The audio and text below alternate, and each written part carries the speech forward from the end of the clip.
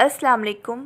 پرانی کہانیاں اور دلچسپ قصے دیکھنے کے لیے میرے چینل کو کر دیں سبسکرائب اور ساتھ دیے گئے بیل آئیکن کو لازمی پریس کریں تاکہ آپ کو میری آنے والی ہر نیو ویڈیو وقت پر مل سکے۔ جزاک اللہ۔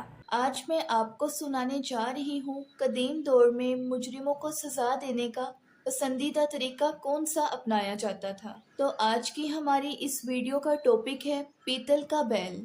جیسا کہ اس نام سے ظاہر ہے کہ اس طریقے میں پیتل سے بنے بیل کا استعمال ہوتا تھا۔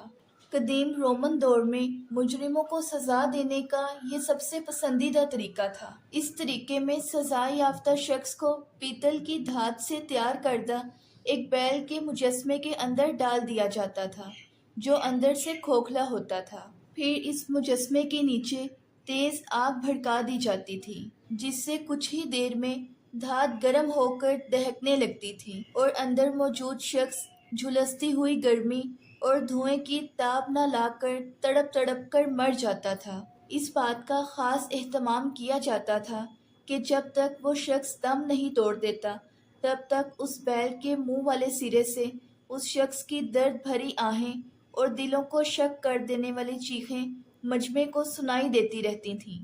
اسی طرح کی مزید انٹرسٹنگ سٹوریز سننے کے لیے میرے چینل کو کر دیں سبسکرائب اور ساتھ دی گئی بیل آئیکن کو لازمی پریس کریں تاکہ آپ کو میری آنے والی ہر نیو ویڈیو وقت پر مل سکے، اور اس ویڈیو کو لائک کرنا مت بھولیے گا۔